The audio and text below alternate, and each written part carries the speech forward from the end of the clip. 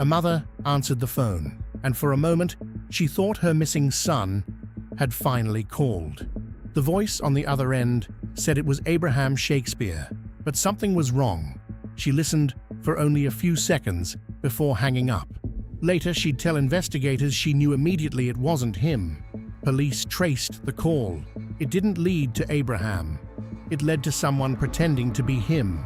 That one phone call unraveled a deception that had already been going on for months and led investigators to a lottery winner who by then was no longer alive. This is the story of Abraham Shakespeare, the man who won $30 million and the woman who convinced everyone he was simply living somewhere else. Abraham Lee Shakespeare was born April 24, 1966, in Lakeland, Florida. Reporting describes a difficult, low-income upbringing. One detailed account states he left school around the 7th grade and, as a result, could barely read or write. A detail that would matter later when someone tried to impersonate him in writing. That same account describes an early record that included burglary, while other reporting describes it more generally as petty offenses from his youth. The exact nature of that record isn't consistent across sources, so it's worth holding loosely. What is consistent is the through line. By his own account, life before 2006 was odd job after odd job. Unloading trucks, sweeping floors at a barbershop, working as a truck driver's assistant, just to get by. The woman whose path would eventually cross his had her own documented history well before they ever met. Doris D.D. Moore was born Doris Donegan on July 25, 1972. She married James Moore in 1992, and the couple had a son in 1995. In 2001, she was convicted of insurance fraud and falsely reporting a crime, receiving a year of probation. The underlying incident, according to reporting, involved staging her own kidnapping and sexual assault to avoid a vehicle repossession.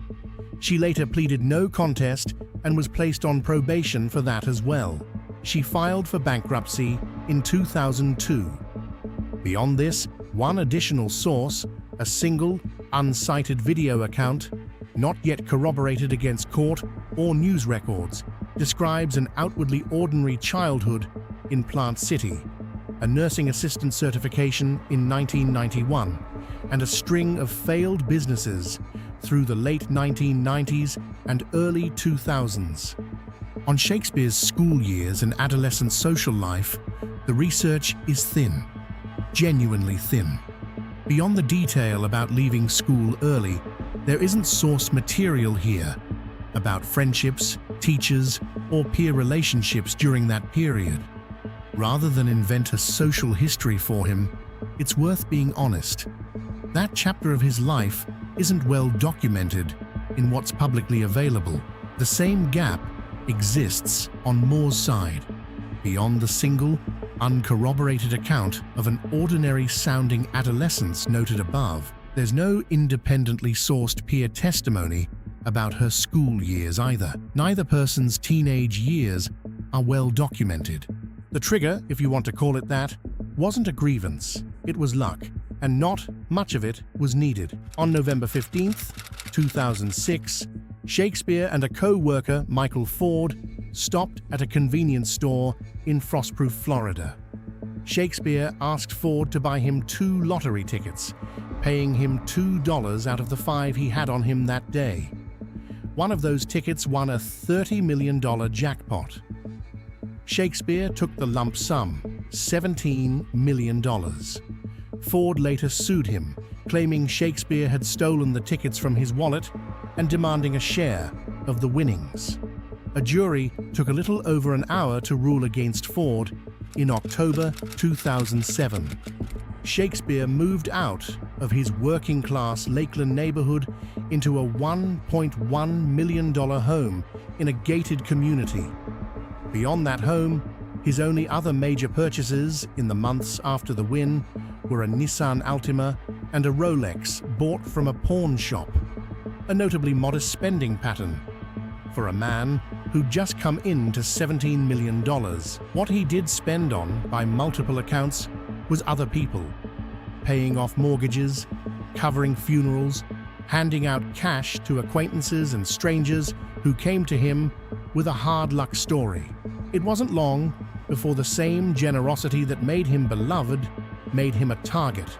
Reporter Deborah Mathis, who covered the case, described a stream of people arriving with mortgage payments due, cars about to be repossessed, funerals to bury. Shakespeare reportedly told his brother, "I'd have been better off broke," and told a childhood friend that he'd realized the people around him only wanted his money. By late January 2010, the sheriff investigating his disappearance would tell the Associated Press, "The money is gone now." That's the environment Doris D.D. Moore stepped into. Moore arranged to meet Shakespeare in October 2008, telling him she wanted to write a book about his rags to riches story. Accounts differ on exactly how the introduction happened, through his realtor or through a mutual acquaintance, but the pretext was consistent, and the book never materialized. What happened instead moved fast. On January 9, 2009, ownership of Shakespeare's home was transferred to American Medical Professionals, Moore's company. Court records cited in later reporting show that of roughly $570,000 owed to Shakespeare around this time, more than two-thirds was owed by Moore's own company. In February and March of 2009, Moore made two large purchases from the company's account: a $70,390.86 Chevrolet Corvette bought for her boyfriend, and roughly $90,000 for a Hummer. This is when things started to change for Shakespeare and for the people around him. April 6, 2009 is the last day detectives could confirm Shakespeare used his cell phone. Sometime around then, investigators believe April 6th or 7th, he was killed at a home in Plant City. He was 42. According to James Moore, Dee Dee's ex-husband, she called him that same month and asked him to dig a hole in her yard, telling him it was for burying concrete and construction debris. He dug it and says he was called back roughly 2 hours later to fill it in the dark, unable to see what, if anything, had been placed inside. For months, no one outside Moore knew Shakespeare was dead. In August 2009, Shakespeare's cousin, Cedric Edom, delivered a birthday card containing $100 and a small cross to Shakespeare's mother, Elizabeth Walker. She noted the signature looked close to her son's, though Edom reportedly wouldn't say who had given him the card to deliver. Separately, reporting describes Moore offering the mother of one of Shakespeare's sons a $200,000 home in exchange for falsely telling detectives she'd seen him recently. On November 9, 2009, Edom filed a missing persons report. Investigators would later say Moore continued, over the following weeks, to offer shifting explanations.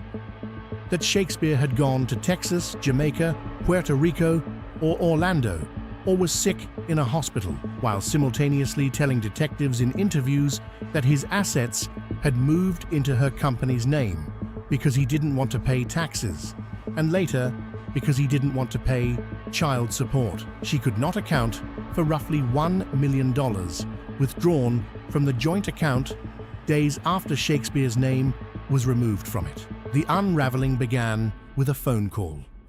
On December 27, 2009, someone called Elizabeth Walker pretending to be her son, while Walker was notably out to eat with Moore at the time. Walker knew immediately it wasn't him and contacted police. The call was traced to Gregory Smith, a friend of Shakespeare's, who told investigators Moore had paid him to make it. Smith began cooperating with law enforcement.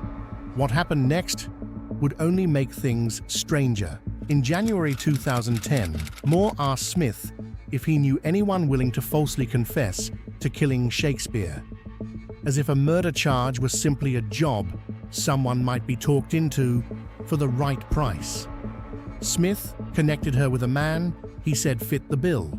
In reality, an undercover officer, Mike Smith, of the Lake Wales Police Department. Moore agreed to pay him $50,000 to take the blame, on the condition, he told her, that he'd need to know where the body actually was. On January 25, 2010, Moore showed Gregory Smith the concrete slab under which Shakespeare was buried, and handed him the .38 revolver used to kill him. 2 days later, on January 27th, investigators digging at the Plant City property found a body under roughly 9 feet of dirt beneath a newly poured concrete slab. It was identified as Shakespeare's remains on January 29th. He had been shot twice. Moore was taken into custody on February 2nd, 2010, initially charged with being an accessory after the fact. Bond was set at $1 million. On February 19th, that charge was upgraded to first-degree murder. She pleaded not guilty on March 15th, 2010. Moore's trial opened November 26, 2012, presided over by Judge Emmett Lamar Battles, a retired U.S. Army colonel. The jury was made up of 8 men and 4 women, with 2 alternates. The foreman, Roger Gaines, was reportedly from Moore's own hometown of Plant City, though nothing in the record suggests that connection affected the outcome. Lead prosecutor James Pruner, head of the state attorney's Major Crimes Division, laid out a financial timeline for jurors. Within roughly 90 days of meeting Shakespeare, Moore had gained control of what remained of his money.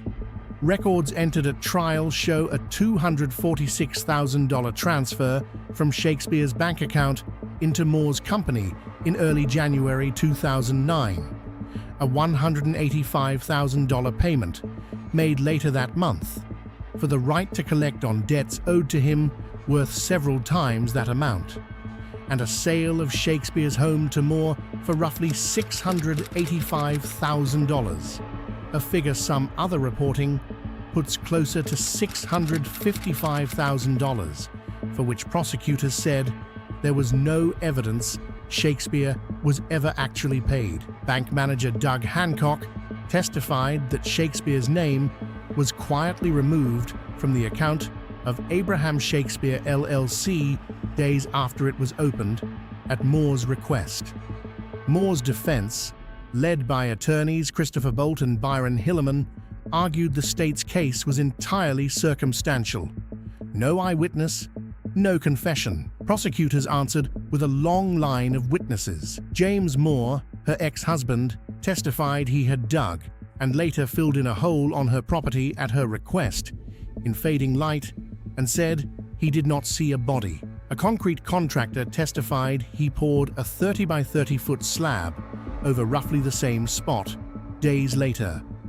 Gregory Smith testified for parts of 3 days, including recorded calls in which Moore told him to deflect blame onto a supposed drug dealer she referred to only as Ronald.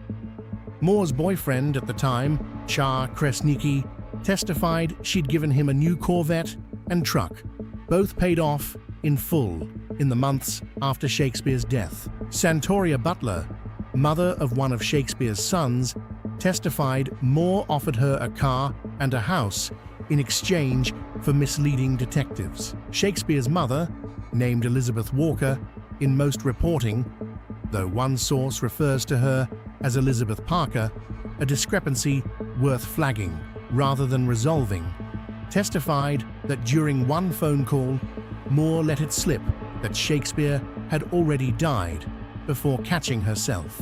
Throughout the trial, Moore had repeated emotional outbursts, by one count, her 4th or 5th breakdown in court, prompting recesses and formal warnings from Judge Battles.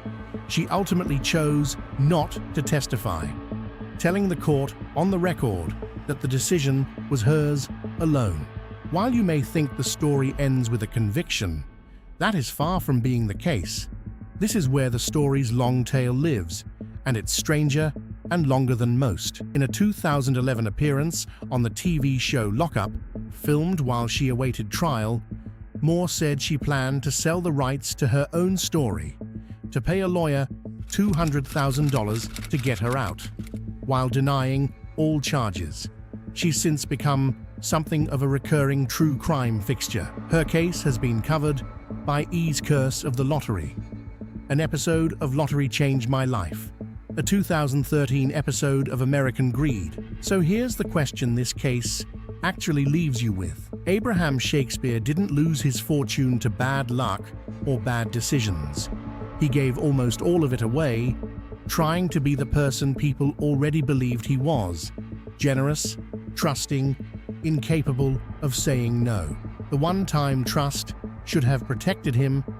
It's what got him killed. By the count, in this research alone, D.D. Moore has offered at least 6 different versions of what happened to him, and she's still adding to the list. The jury believed none of them. Neither, by every account here, did anyone who actually knew Abraham Shakespeare